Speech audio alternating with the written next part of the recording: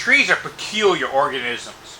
They look fairly simple, but they can be really deceptive. In fact, a lot of times they'll just flat out lie to you. So when you need to read trees, read their grain, there are a few things you can look out for, but that doesn't always mean you'll interpret them correctly.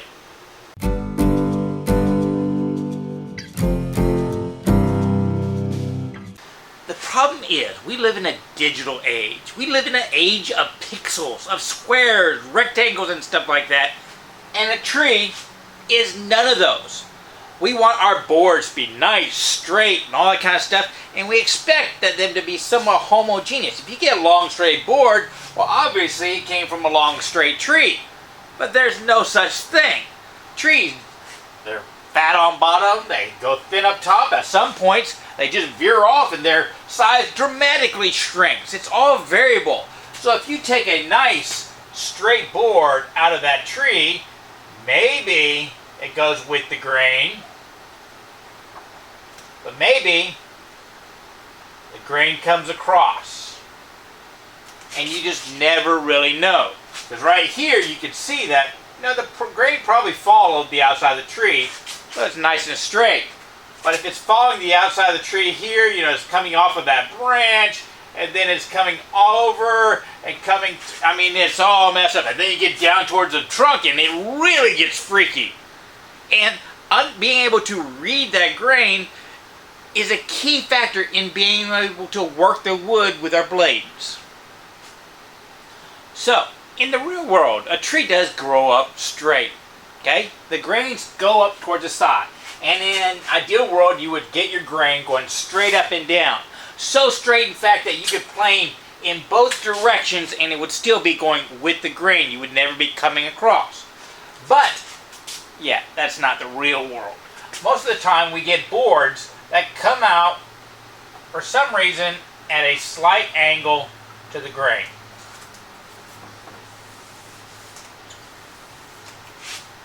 Now, when you work this style of board, you always want to be planing with the grain. Because if I were to plane up this way, that piece of grain right there would lift up and it would split along it. So if I needed to plane in that direction, I would have to plane on that side of the board. If I needed to plane on this side of the direction, I would need to plane in that direction. That way you're always laying the fibers down. You're petting the cat. So its fur is being laid down and not pulling the cat hairs up so that it won't turn around and bite you. Bunch of different analogies. But however it is, you want to lay fibers down, you do not want to lift them up. Now, looking at the side, that's kind of somewhat easy to see. It's not always true. You might get a board that came from a certain spot in the tree, so even though the fibers look like it's going this way, you're actually laying the fibers coming down the other way just because maybe there was a branch over on that side. It's kind of weird. But 90% of the time, you can look at that and say, I can tell the grain direction. But what if you're looking at the face of the board? In some situations, you might get lucky and you'll get a board that's flat sawn where the pith of the tree was right toward the center of the board. In that situation, a lot of times these grains will come up one side and they'll come down the other. And they're kind of pointing. The cathedrals of the grain are pointing the direction you want to plane. Because if you plane this way, you would be lifting those fibers up. But that's not always the case. Sometimes it's not in the center of the tree. So you get these patterns that just go across like that. And reading that, you have no clue. So I've got a board right here. Kind of the exact situation. You can see the arc is right towards the middle of it. So it's transitioning back up on one side. And that leaves the grain on this side kind of going off to the side. So this is cut out of a tree exactly like most of them are. They just cut it lengthwise, and because a tree tapers as it goes up, you get those random angled patterns. But if you notice, each one of those grains as they come across, they form these cathedrals. And as this one on this side comes over, you can kind of see it transitions up. So you can tell on this board which way the grain is running and which way you need to plane it.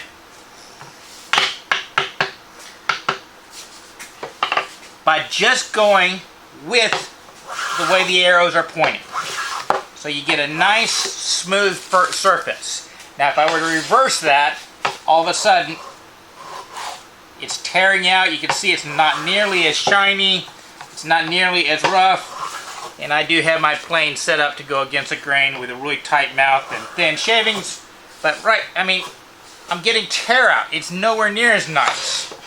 Going with the grain, easy to push, smooth shavings. But if this board was not the complete circle, did not completely flat sawn, I would basically be looking at that right there. So how do you tell which way the grain is going when you only have half of it? And you can't see the side of the board. For example, you're planing a tabletop. Well, despite this being just planed with a blade that was sharpened at 8,000 grit, there's one sure way you can tell grain direction. Feel it. Our hands are incredibly sensitive. You can feel it. It feels a little bit coarser one way or the other.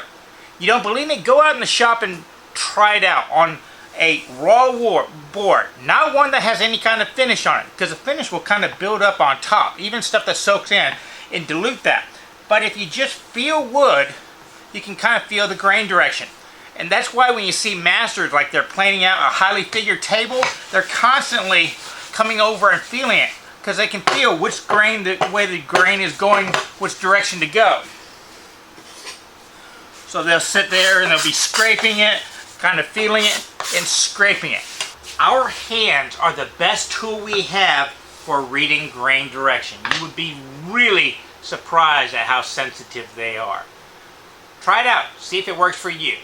Though I will warn you, if you got a really rough board, don't move your hands quickly back and forth. That's a quick way to get a splinter.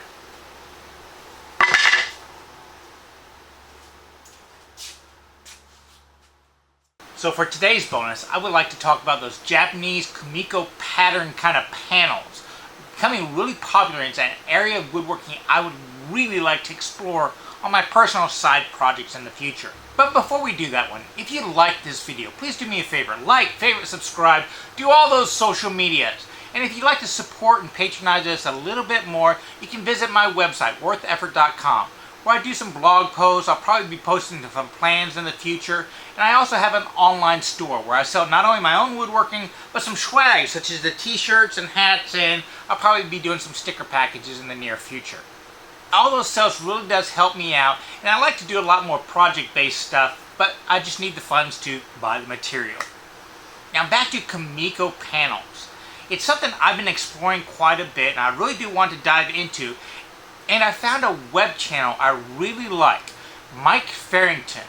He's one of those guys, he's doing a demonstration using power and hand tools, in one video, and I'm going to put the link to this video I really did like down below. He went from making not only the jigs to make the process, but as he goes along, he does something a lot of people don't do when they're doing demonstrations on YouTube channels. He explains the why, and that is so important to me. If somebody just shows me how to make a cut, I'm probably not going to remember it. But if they first explain why this cut needs to be made, all of a sudden the importance is put on me and it's more memorable that way. And he does an excellent job of that kind of technique.